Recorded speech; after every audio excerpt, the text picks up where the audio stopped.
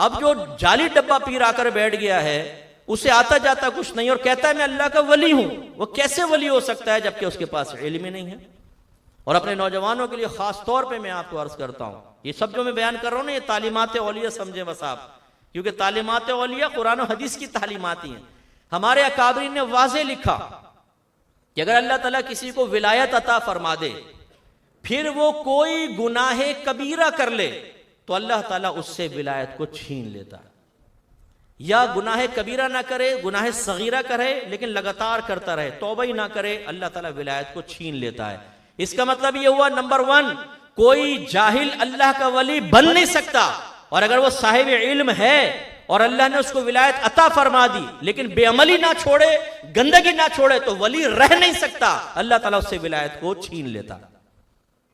تو اب پھر اس طرف آ جائیں، کوئی اپنے مریدیوں کو سینے سے لگا رہا ہے، جپھی لے رہا ہے، کوئی بڑکے مار رہا ہے ممبروں پہ بیٹھ کر، بارش کا فرشتہ آیا، پوچھا بابا بارش برسا دوں؟ میں نے کہا خبردار، بارش نہیں برسانی ہے، نکل جا یہاں سے۔ اس نے کہا جی حضور چلا گیا۔ او نعرہ تکبیر، نعرہ رسالت، وہ اتنے بڑے اللہ کے ولی آگے بارش کے فرشتے کو واپس کر دیا۔ یوٹیوب دیکھیں بھری پڑی ہے اس طرح کے فراڈیوں سے، گندی گندی گالیاں دیں گے نا، ماں بہن کی گالیاں۔ اب آپ کہیں مریدوں سے یار یہ کیا کر رہے ہیں تمہارے پیر صاحب؟ تمہیں نہیں پتا یہ بڑی معرفت کی باتیں ہیں۔ بھائی اس میں کون سی معرفت پوشیدہ ہو گئی؟ میرے آقا صلی اللہ علیہ وسلم سے زیادہ معرفت الہی کس کو حاصل ہوگی بولیے؟ لیکن کبھی میرے سرکار کے زبان سے کوئی نازیبہ کلمہ نکلا؟ جو پیر گالیاں بکے میدان محشر میں جواب دہ ہوگا، اس کے پاس کبھی برکت نہیں ہو سکتی، یہ یاد رکھیں۔ آپ کہنے جی مجذوب ہیں، پہلے تو حالت جذب کی تعریف مجھے بتائیے کہ جذب کہتے کس کو؟ اعلیٰ حضرت فرماتے ہیں جو اللہ کا مجذوب ہوتا ہے کبھی بھی اعلانیہ اللہ کی نافرمانی نہیں کرے گا۔ وہ مجذوب تو بس یہ ہوتا ہے کہ اس کو کوئی تجلی نظر آتی ہے، اللہ انوار و تجلیات ایک دم کھول دیتا ہے اس کے لیے، اور اس کی کیپیسٹی اتنی نہیں ہوتی کہ اس تجلی کو برداشت کر لے، تو اس کا دماغ بعض اوقات الٹ جاتا ہے، یعنی ایسا بس کیفیت طاری ہو جاتی ہے، وہ اپنی کیفیت سے باہر نکل جاتا ہے، یہ مجذوب ہے۔ لیکن کمال یہ ہوگا اس حالت جذب میں بھی کوئی شریعت کی نافرمانی نہیں کرے گا۔ یہ نہیں ہے کہ بیٹھا ہوا ہے بابا، آپ کہہ رہے ہیں بابا حالت جذب میں، نماز کا وقت نکل گیا، اب ایسے ملے مجھے نا، میں نے کہا یار یہ پیر صاحب نماز نہیں پڑھ رہے، یہ روحانی نماز پڑھتے ہیں۔ لو بھائی، اور تم لوگ کیوں نہیں پڑھ رہے ہو؟ روحانی جماعت، یہ پوری روحانی جماعت ہے، سگریٹ پی رہے ہیں بیٹھے ہوئے، پیر صاحب نماز اقتدا کر رہے ہیں روحانی، یہ سب پیچھے نماز پڑھ رہے ہیں، ہو گیا۔ وہ بھائی کوئی ایسی نماز اللہ کے نبی نے پڑھی ہو، صحابہ کرام نے پڑھی ہو، اولیاء اعظام نے پڑھی ہو، کہاں سے روحانی نماز پڑھ رہا ہے؟ ایک علاقے میں گیا تو پیر صاحب چرس کے سٹے لگا رہے، بھائی یہ کیا کر رہے ہیں؟ تو آپ کو نہیں پتا جب یہ چرس پیتے نا تو دنیا سے دھیان ہٹ جاتا ہے، اللہ سے لو لگ جاتی۔ تو میں نے دائرہ ادب میں رہ کے عرض کی تو بہتر یہ ہے کہ چرس کی سگریٹ کی بیعت کی جائے، جو پیر صاحب کو بھی اللہ سے ملا رہی ہے تو پیر صاحب سے بڑھ کے تو چرس کی سگریٹ ہوئی۔ یہ حال، عورتوں کو سامنے بٹھانا، ہاتھ میں ہاتھ لے کے بیعت کر رہے ہیں، عورتیں پیر دبا رہی ہیں، جوان عورتیں، اور پیر بیٹھا ہوا ہے۔ ملاقات شروع ہوئی، بے پردہ عورتیں سامنے بیٹھی ہیں، مرد باہر نکل جائیں، پیر صاحب مریدنیوں پہ فیض جاری کریں گے تنہائی کے اندر، اور ہم جیسے بعض بالکل غیرت سے خالی میں اس شخص کو کہوں گا کہ اپنی بہن بیٹی کو تم کسی شخص کے سامنے بٹھا دو دین کے نام پر، کہاں سے جائز ہو گیا؟ میرے آقا صلی اللہ علیہ وسلم تو امت کے روحانی والد ہیں، روحانی والد، کیونکہ آپ کی ازواج امہات المومنین ہیں، قرآن کہہ رہا ہے مومنوں کی مائیں ہیں، تو میرے آقا کیا ہوئے؟ روحانی والد۔ لیکن کیا میرے آقا نے اس طرح کی کوئی بے پردگی کے معاملات کیے؟ کوئی ایسے خلاف شرع کام کیا؟ نہیں۔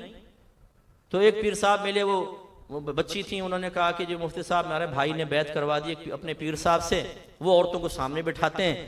جب دائرہ ادب میں رہ کے کہا کہ جی یہ تو بے پردگی ہے، تو انہوں نے کیا لاجک پیش کی؟ فقیر سے، اللہ کے ولی سے تمہارا باطن تک پوشیدہ نہیں تو پردہ کرنے کا کیا فائدہ؟ بتاؤ، یعنی فقیر تو تمہارے دل میں جھانک لیتا، دل پوشیدہ نہیں تو ظاہر چھپا کے کیا کرو گے؟ برقعے کے اندر بھی فقیر جھانک لے گا، اس لیے کھول ہی دو برقعہ۔ اب آپ پوچھئے اس پیر سے کہیں کہ تو اپنی بہن اور بیٹی کے لیے یہ اصول کرے گا بیان؟ تیری بہن اور بیٹی بے پردہ کسی آدمی کے سامنے جا کر بیٹھیں، پیش کر اپنی بہن بیٹی کو. دوسروں کی بہن بیٹیوں کو پردے سے ہٹانے کے لیے اور اپنے دل کی ٹھنڈک، منحوس ٹھنڈک کے لیے تم عورتوں کو سامنے بٹھاؤ اور یہ کہو کہ جی ہم سے تو کوئی چیز پوشیدہ نہیں ہے، تو پردے کا کیا فائدہ؟ شرم کرو. اور ایسا کسی نبی نے کیا، صحابی نے کیا، کسی ولی نے کیا نہیں کیا، تو تم کیسے کر سکتے ہو؟ اسی لیے آپ یوٹیوب پہ دیکھیں جھپی والی سرکار، وہ عورتوں کو گلے لگا رہے ہیں، پیشانی پہ بوسہ دے رہے ہیں. تو میں اس کو شخص کو بے حیا کہوں تو غلط تو نہیں ہوگا جو اپنی عورتوں کو وہاں بھیج رہا ہے. ایک غیر مرد عورت کو سینے سے لگا رہا ہے اور فیض جاری کر رہے ہیں پیر صاحب، لگا کے کافی دیر تک کھڑے ہوئے ہیں. یوٹیوب پہ دیکھیں آپ جا کے، خرافاتیں مچی پڑی ہیں. یہ ان کا تعلق اہل سنت سے نہیں ہے، یاد رکھیں. یہ کوئی سنی نہیں ہے، ان کا ہم سے کوئی تعلق نہیں ہے. یہ سازش کے تحت ہم میں داخل کیے گئے ہیں تاکہ اہل سنت کو بدنام کیا جائے. مزار پہ بیٹھا ہوا ہر شخص اللہ کا نہ ولی ہوتا ہے نہ وہ صحیح اہل سنت ہوتا ہے. ان لوگوں کی خرافات کی وجہ سے ہم اہل سنت بدنام ہو گئے.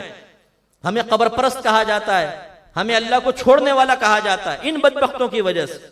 دھمالے ہو رہی ہیں آپ دیکھیں مزارات پر، جوان عورت بڑے بال کھول کر پورے اور ڈھول کی تھاپ پہ یوں گھوم رہی ہے، اور سارے برابر میں، سارے پڑوس میں بھائی کھڑے ہوئے ہیں بہن کو پاکیزہ نگاہوں سے دیکھ رہے ہیں. یار شرم کرو تم.